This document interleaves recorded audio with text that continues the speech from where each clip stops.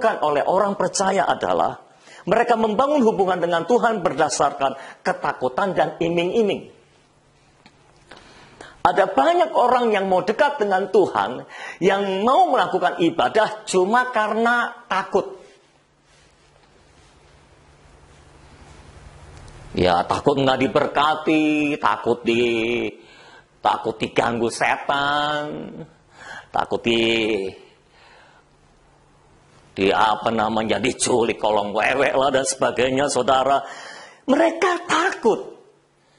Itulah yang menyebabkan seringkali para pendeta di gereja-gereja mereka khotbah sambil menakut-nakuti jemaat. Karena jemaat cuma mau dekat dengan Tuhan, cuma mau datang ibadah doa kalau ditakut-takuti. Jemaat, kalau jamnya ibadah, jangan pergi ke Ancol. Harus datang ibadah. Kalau tidak ibadah, saudara pergi ke Ancol, bisa ketemu setan. Saudara tahu di Ancol ada setan, itu si manis jembatan Ancol. Pokoknya ada banyak ketakutan. Apalagi di musim pandemi corona seperti ini. Wah, jemaat ditakut-takuti supaya berdoa. Ayo, kalau nggak mau kena corona, banyak berdoa. Jangan-jangan ada di antara saudara yang mengikuti live streaming ini, yang jadi rajin berdoa, gara-gara takut kena corona. Hari ini saudara harus bertobat dari hal itu.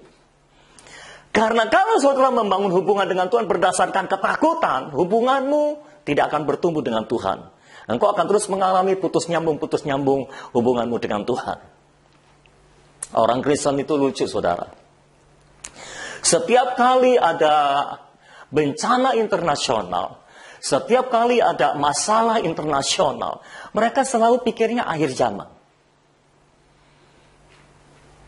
Dulu waktu krisis tahun 98, krisis internasional, krisis moneter, krisis keuangan. Oh, semua gereja bilang, wah ini akhir zaman.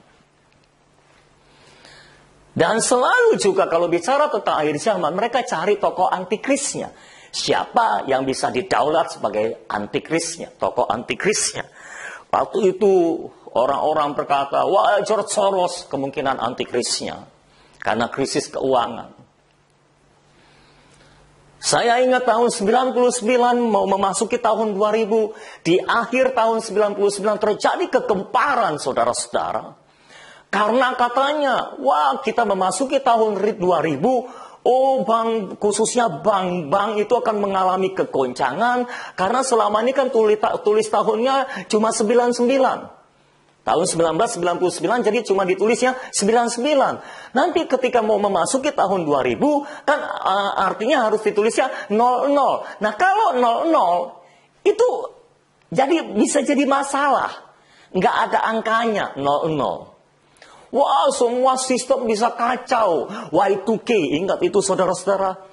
Dan ada gereja-gereja yang pada akhir tahun itu saudara-saudara menyiapkan diri untuk kedatangan Yesus.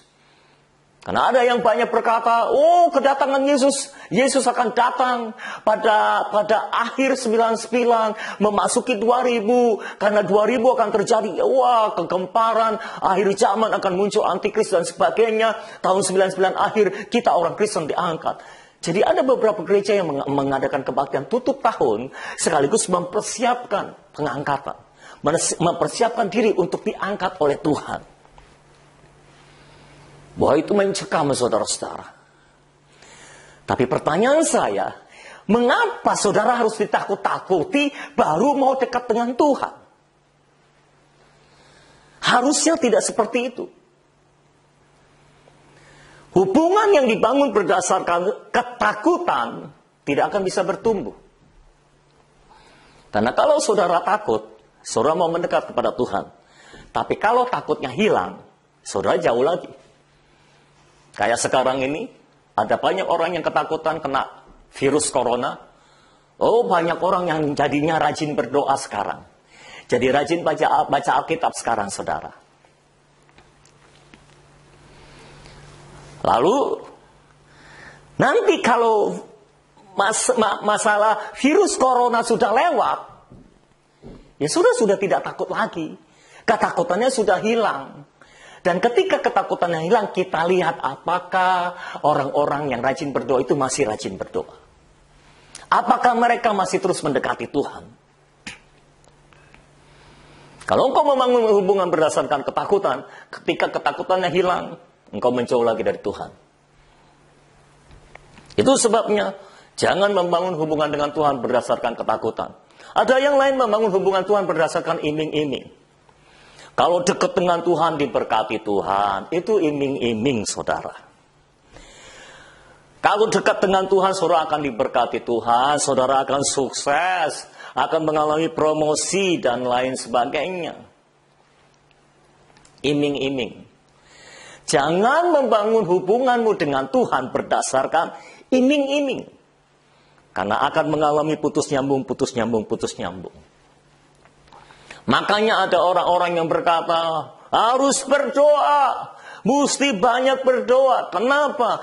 Karena banyak berdoa artinya banyak berkat. Sedikit berdoa, sedikit berkat. Tidak berdoa, tidak ada berkat. Jadi saudara berdoa untuk berkat. Saya tidak menyangkali kebenaran hal itu, saudara. Memang biasanya orang-orang yang banyak berdoa, banyak diberkati. Sebetulnya karena dia dekat dengan Tuhan, jadi diberkati Tuhan. Tapi jangan membangun hubungan berdasarkan iming-iming berkat dan kesuksesan.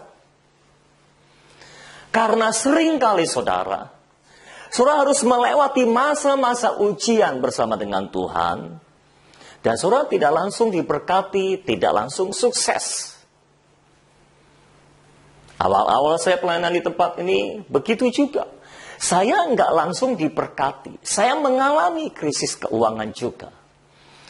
Justru ujian hubunganmu dengan Tuhan terlihat saat engkau mengalami krisis, apakah engkau tetap dengan Tuhan.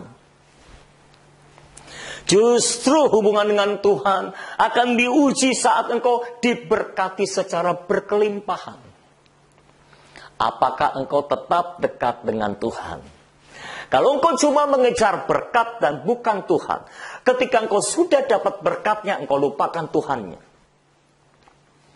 Tapi kalau engkau mengejar Tuhan, seberapa banyak pun engkau diberkati, engkau akan tetap mengejar Dia. Karena yang engkau rindukan adalah Tuhan.